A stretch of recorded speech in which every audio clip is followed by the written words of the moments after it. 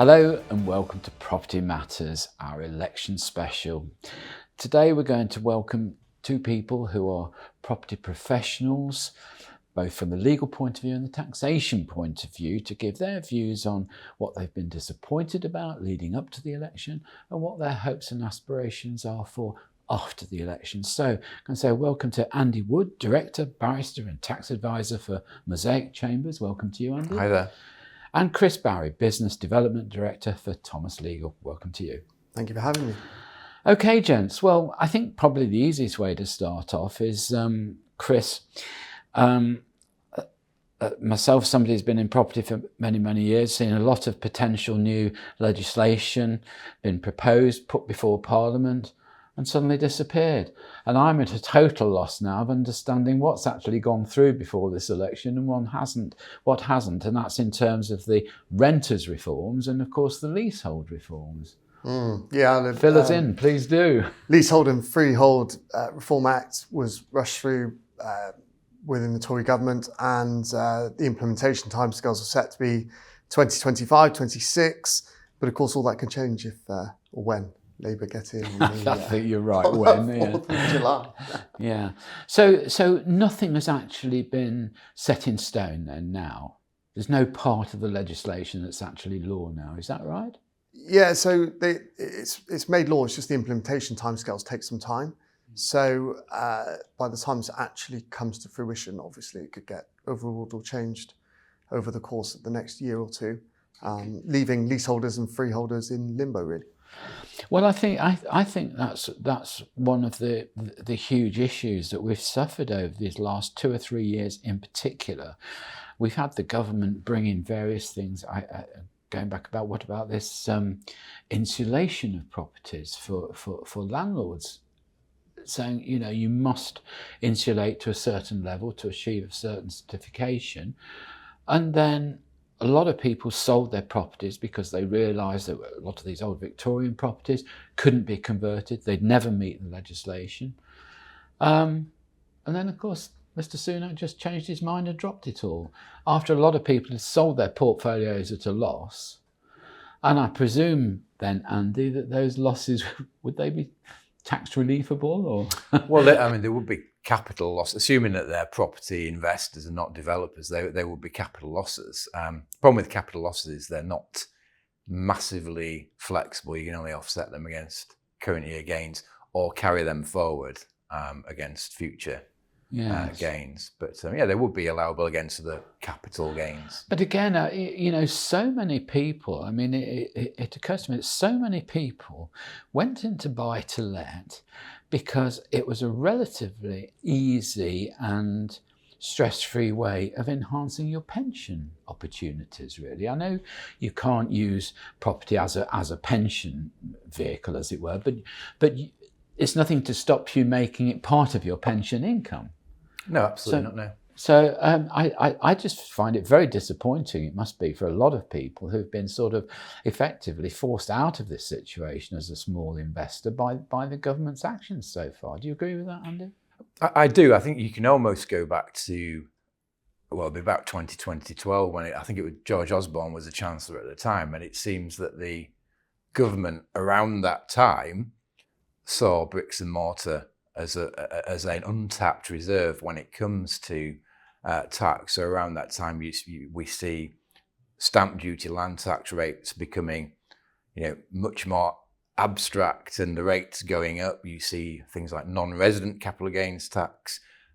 You see a number of other provisions, like things like the tax on envelope dwellings and things like that. And it just seems that almost like you can see there's a light bulb moment going on in George Osborne's head that actually this is something that we can generate quite a bit of tax revenue from. And you hear people clamouring for wealth taxes in the UK. And I think arguably the way that, particularly around property, and particularly around residential property, we arguably have wealth taxes when you look at stamp duty, when you look at IHT, when you look at where the capital gains tax rate has gone. Obviously, they brought in the 28% rate for residential property gains. Jeremy Hunt, obviously, because he's a landlord and needed to perhaps sell a few properties, brought it down to 24% in the spring budget. Are they now saying that will be zero? So again, obviously, kind of tapping into my cynical thesis is that he's saying that actually, if you sell to a tenant within a 2-year window, then that gain will be exempt from tax. And I remember in 2016 where they changed the stamp duty for landlords and second homeowners and added the additional 3%. We were so busy. The market was just flooded with buyers at that point. Again, just to show how far that's gone, they brought in a 2% rate, an extra 2% rate if you're a non-resident person with the temerity to want to invest in UK residential property. So an extra 2%. So that potentially, the rate of SDLT you could be paying as a non-resident investor in the UK is 17% at the moment. And of course, Labour, one of their proposals in the manifesto is that they add another percent for non-residents, so that it's 18%. And that kind of fits into my argument that a good tax is one that other people pay. And doubly so if you're a government, if it's somebody who didn't get a vote at the election, even better. Yeah. I mean, Chris, from a conveyancing point of view, I mean, I've been involved with buildings around here where the sort of Asia Pacific areas have probably bought 70% of the building. Yes. Through agents going out there, having exhibitions and seminars and all that sort of thing. And, especially in London, that foreign investment has been critical to keeping the construction industry going here. But has that market gone? Yeah, surprisingly not. I mean, lots of estate agents, mortgage brokers still spend quite a bit of time out there, as you quite rightly say, huge road shows where they go out there to sell these developments off plan and successfully sell quite a lot of them. I think the market has disappeared is where they were being bought and then sold on completion, resold on completion for a profit. Right. Selling contracts. Yes, that market has gone because I don't think the margin exists anymore. I don't think that's a bad thing really, because Andy, you'll have to you're account minded, so you'll have to excuse my sort of simple mathematics. But what I've found happens is where you get a lot of pre-sales and people buying contracts in the hope of selling them. The problem is those prices get inflated every time that contract's moved. And what happens is, well, let's say that building's under construction, this one's fully occupied. All the people in this occupied building look at what these contracts are selling for and think, oh, right, well, I'm going to sell, that means mine's got to be worth that kind of money. So you get this sort of false inflation, if you like, or unjustified inflation, just on the fact that people are looking at these inflated contracts being moved on. And I think when the government brought in some time ago the rule that said, well, yeah, if you are a secondary party to a contract, then you're not going to be able to get a mortgage. I thought that was great. Cash investors, that's fine, because cash investors must have the right to do with the cash as they wish. But as for financing and perhaps taking up mortgage allocations on these just spurious contracts is just not clever. Yeah, and the whole thing is, the whole subject's really interesting. So I think roughly a third of UK housing goes out to investors and renters. A third is owner-occupied, unencumbered, and a third is owner-occupied with a mortgage. And you can see where the shift is going. They want that buy-to-let slice to be smaller and the owner-occupied with a mortgage to be bigger. Yeah. And that's why they're trying to encourage people, I think, to sell their investment properties into the general market and then be bought possibly with a mortgage that is backed by the government or with Help to Buy. I also think there's another factor here from government's point of view. And again, Andy, you can probably give your view on this. I'm guessing that it's very much easier to collect tax from a limited company, and possibly the bigger the better. It's a simpler exercise than chasing a lot of individual buy-to-let owners. Well, you're absolutely right that big corporate entities would, is the ideal for governments, because it takes out the number of people that they have to chase first and foremost. It may well be that a large corporate, and in fact it will be the case, will probably have a finance team that takes care of things. But also, if you're a large sort of household name in investment circles, they're going to be quite keen to protect their reputation as well. So you may find that they are much more ready to concede a point to HMRC if it's going to avoid being named and shamed on something else, perhaps even. Absolutely. Yeah, no, I get that.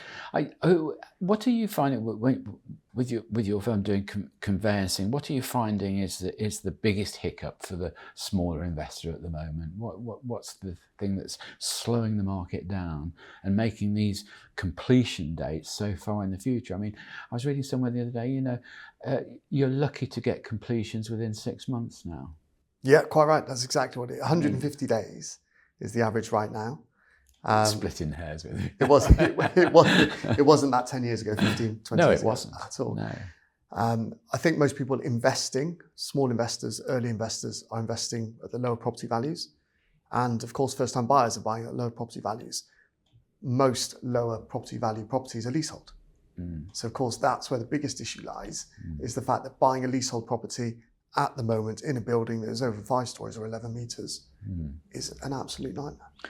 Do you not think that maybe with a little bit of adjustment and a bit more careful thought, I thought the sellers' packs were quite a good idea. I've said on a programme before, I would actually love to see land registry be the one-stop shop for everything, for your contaminated land, for your flood calculations and all the rest of it, and you guys can pay into a fund to draw down that information from a one-stop shop, rather than having to go to 6 different authorities to get all the information you need. Because the story we're getting from financiers is that they need more and more information before they're prepared to lend. And of course, what that means is your inquiry sheet doubles, trebles, or whatever, and that's all heading towards this long completion time, isn't it? So the regulator for the estate agents are now asking them to do something called material information, which is basically half the legal work. There is a lot of information in that pack that they need to go through with the vendor and do that supposedly in advance of the legal process, in advance of securing a buyer. The problem is the buyer then has to, or the seller then has to do all that twice. It's, for me, you're quite right, it needs to happen, but the land registry can't even deal with registering properties within a reasonable timescale, can they? So what's their backlog is that like now? 2 years. Is that right 3 or 4 months, or No, it could be a couple of years to register really? property. Yes. Wow, it is so backlogged. I mean, to give you a flavour, we are doing a bit of this as a firm at the moment, and we're getting the local authority search up front, getting the vendor to complete all the paperwork, having a look at the title, highlighting any issues, trying to resolve those issues before buyers found. That's brought it down to about 80 days. But I mean, one of the flaws with the seller's pack is that vendors didn't like paying money up front for this pack to be produced. Yes. But I mean, you're heading that way anyway. If you're saying to your vendor, well, I need to get the land registry search, I need to get the local search, etc., they're going to have to pay for that anyway, aren't they? They are, and it really does separate those sellers that are thinking, let's just test the water, versus people who are quite serious. Yeah, sure. And I think that just helps everybody in the industry. But also, I shudder a little bit about you talk about estate agent regulators. If you can breathe, you can be an estate agent, can't you? I mean, it's not rocket science, is it? And unfortunately, I think we suffer from a number of bad agents who just haven't had the training, don't have the knowledge. And in good times, that's easy because what they are is order takers. In bad times, that's when you need your skilled agent, isn't it? And also we hear agents day after day complaining about the level of fees in this country. But if they up the quality of the people in estate agency, up the service that the estate agent does, I don't see why we can't get a higher fee for them. I completely agree, and I think we're gravitating towards that way because I haven't looked at the stats, but what I can imagine or sort of see happening on the ground is the bigger corporate multi-office agencies are retracting. They're getting rid of middle management, branch management, and these really experienced agents are then going out on their own through franchises like EXP or UMove or CJ Hall, whatever it is. And because they're then in charge or in control of their own destiny, of course they put all their time and effort into compliance, service, timescales and everything else. On that optimistic note, we're going to go to a break now. So after the break, I'll be asking Andy and Chris more questions about what they hope for after an election.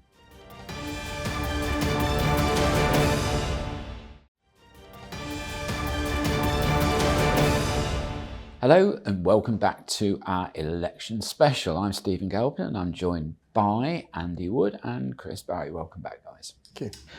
Andy, I'm going to start with you. We've been talking off camera about some of the things we like and don't like, and I am a great believer in the ethos of spending your way out of either a recession or a flatlining economy. We've seen one of the candidates for this election preach something very similar, and I think you're on board with that kind of ethos, aren't you? Yeah, I think so. I think something different has to be done from a tax point of view, and I don't think that is going to be achieved through increasing tax rates or freezing personal allowances and thresholds. I think it really needs some creative thought, and although I'm not sure I necessarily subscribe with the wider sort of political views of the Reform Party, I think actually, having read all of the manifestos in the last few days, actually it has to be said, I think reforms is the most interesting from a tax point of view, removing things like the IR35 legislation in terms of private landlords, removing clause 24, which was the interest relief restrictions that were brought in, effectively taxing phantom profits for private landlords. There's some really interesting stuff there. Tax. Yeah, absolutely. Yeah, so the personal allowance of 20,000. Yeah. And the basic rate kicking in at 70,000. So it's one of those things, costing wise, how precise have they been? Because I guess their aim is probably to be opposition, and they're not, probably realistically going to win the election. But there's some interesting food for thought there. There was a paper, I think, that George Osborne read that said, once you get to 100% of GDP in debt, it then has a negative impact on economic growth. That was much later, 5 years later, proven to be completely wrong. So apparently, the data proves that the more debt, the greater the economic growth, and that's what the US have done. And I think they're probably 4 times in GDP to debt ratio, and that's worked really well for their growth. I think that's right. A lot of people say there's nothing wrong with debt. Just make it work. That's the real key. But Andy, one of the things that puzzles me is the presentation that our politicians are putting sort of forward. I mean, we hear ad nauseum, we've had a 2% cut in national insurance costs, and that's £900 a year that's about 18 quid a week, isn't it? That's not going to change anybody's life. No, it's not. And again, I think it's also disingenuous as well, because the Conservatives have increased tax rates significantly. I think it's a sort of churned out stat that the tax burden in the country is the highest it's been since D-Day landings. And obviously Rishi's not got a good relationship with D-Day landings, but that's the case. And where do we go from here? One thought is you somehow, or for some reason, increase taxes further, and that just doesn't feel right to me. I think there needs to be some interesting ideas, and I think that is where you target tax cuts. Really, how do you incentivize people who are going to trade, invest, develop our way out of the hole we're in at the moment? But just to be fair and balanced and look at the other side of things, Conservatives have said, look at Labour, they're going to increase tax by £2,000. Okay, well, let's just assume that's right. But that's over 4 years. That's 500 quid a year, so that's less than £10 a week. So what if that's what it takes to provide a better national health service or a better dentistry service? I'm just struggling as to why these figures can't be presented in a much less disingenuous way. Yeah, well, I think if you look at the the last election, 2019, when it was the prospect of Jeremy Corbyn and John McDonnell. I think the choice was stark there, wasn't it? In terms of where tax policy might go. Now, there's not really a big difference, is there, between I don't think there's any between difference. the parties at all? And if you read the Labour manifesto, and as I do, sort of just pick out the tax bits. First of all, most of it was already out there. But if you look at it in the bigger picture, what were they trying to achieve there? Well, it was a case of not buggering it up, really, because that's really they can only lose the election for me, and I think that would take a pretty good effort as well. So it is basically not tripping themselves up, I think, in that manifesto. So it's fairly uninspiring, and as I say, compared to what the Conservatives have done and announced in the spring budget and what they've also put in their manifesto, there's not a lot of ground between them. No. All right then, Andy, let's ask you to sort of nail your colours to the mast, as it were. What would you like to see, whichever party wins, what would you like to see them do to really get our economy moving? I should say this quietly as a tax advisor, but as a UK citizen, I would like to see simplification of the tax system. And I don't mean a little bit of tinkering, moving the odd relief and thing here and there. I really mean whole-scale change, so getting the matches and firelighters out and setting fire to the UK tax legislation starting again. But as I said earlier, there's no real political will to do something like that. It is mentioned in dispatches in the the Reform manifesto, but there's not a huge. There aren't many votes to be gained from that. The other aspect of that is again in Labour's manifesto, it mentions about stopping the chaos in relation to corporation tax. What they're referring now is the changing in rates and some of the changes there. I think that's also probably would be a good plan B, because it's very difficult, I think, for entrepreneurs to build a business when the sands are shifting so much as well. So I think it's two things. It's around how complex the system is and also how fluid it is. And if both of those could be addressed, that would be great. But in the expectation that nobody's interested in simplification, just kind of keeping the tax system slightly more under control.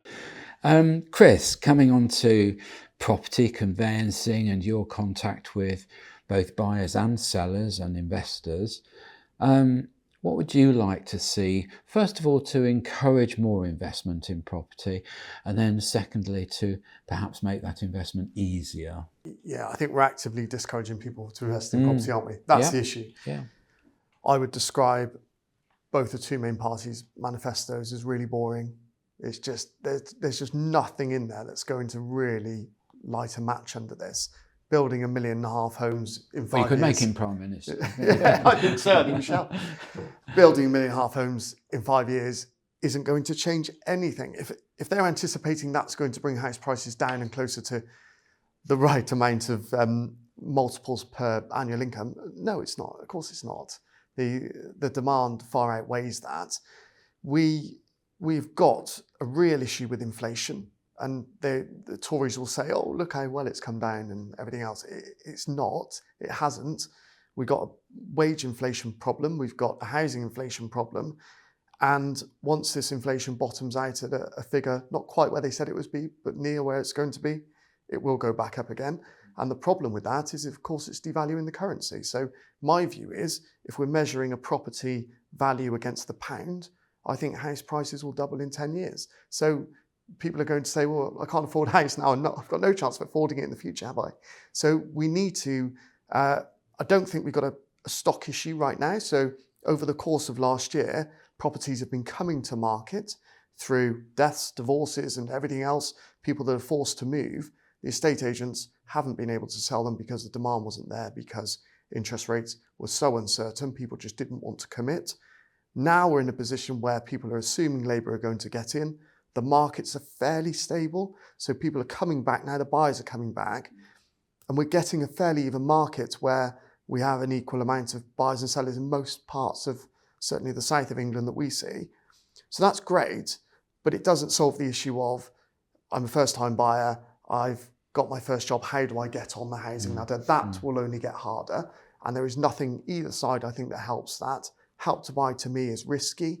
I don't think we should be encouraging 100% mortgages. We certainly shouldn't be encouraging 125% mortgages again.